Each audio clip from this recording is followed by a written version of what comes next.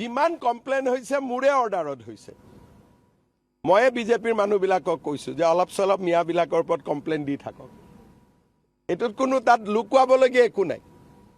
মই মিটিং পাতিছোঁ মই ভিডিঅ' কনফাৰেন্স কৰিছোঁ আৰু মই কৈছোঁ সকলোকে য'ত যিমান পাৰে ফৰ্ম 7 ঢালক যাতে অলপ দৌৰা-দৌৰি হৈ থাকে কষ্ট হৈ থাকে বুজি পায় যে অসমীয়া জাতি এতিয়াও জীয়াই আছে ইয়াত এটা কংগ্ৰেছৰ আপত্তি থাকিলেও থাকিব আৰু মই কি কৰিব পাৰোঁ কৰক না কি আছে কেছ দিয়ক পুলিচে বিচাৰ কৰিব কিন্তু মিয়াকেতো কষ্ট দিব গৈছিল নহয় গতিকে যোনে যেনেকৈ পাৰে মিয়াক কষ্ট দিয়ক না আপুনিও দিয়ক না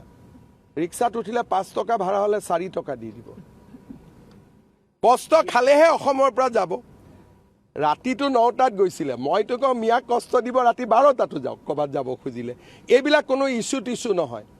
হিমন্ত বিশ্ব শৰ্মা আৰু বিজেপিয়ে ডাইৰেক্ট মিয়াৰ এগেইনষ্টত আছে আৰু এইবিলাক আমাক ইছ্যু বুলি কৈ কি লাভ হ'ব আমিতো কৈয়ে আছোঁ আমিতো লুকুৱা নাই লুকাইছোঁ নেকি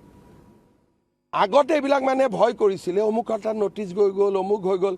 এতিয়া ময়ে চবকে এনকাৰেজ কৰোঁ যে কষ্ট দি থাকক কষ্ট নিদিলে যোৱাকালি মই চাই আহিছোঁ দুলীয়াজানো গৈ পালেগৈ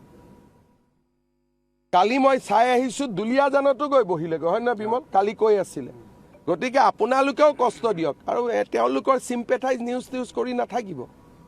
আপোনালোকৰ ঘৰতে লাভ জেহাদ হৈ যাব এতিয়া মোকে ভয় খুৱাব কৈছে ৰাতি 12টাত গৈছে অফিচত মইতো কৈছোঁ 2টাতো যাব লাগে আৰু অফিচাৰবিলাকে ৰাতি 2টা-3টালৈকে কাম কৰিব লাগে মিয়াৰ নাম কাটিবৰ কাৰণে যদি পাৰে গতিকে ইয়াত লাজ কৰিবলগীয়া কি কথা আছে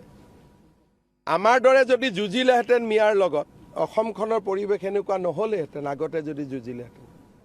কংগ্ৰেছে নুযুঁজিলে বুলি এনেকুৱা হ'ল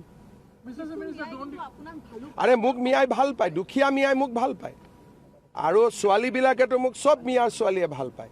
আৰু মোৰ লগত কথা পাতি বহুত মিয়াই কৈ আছে মিয়াৰ ছোৱালীয়ে কৈ আছে যে 2টাতকৈ মামা বেছি জন্ম নিদিওঁ মোৰ লগত কেতিয়াবা ঢিং ৰূপহীত যাব কলেজত মোৰ সমান কোনো পপুলাৰ নাই মোক ভালো পায় সেইকাৰণে অৰুণোদয় দিওঁ সেইকাৰণে আমি দুখীয়া মানুহকতো দিগদাৰ নকৰোঁ দালালকেইটাকহে দিগদাৰী কৰোঁ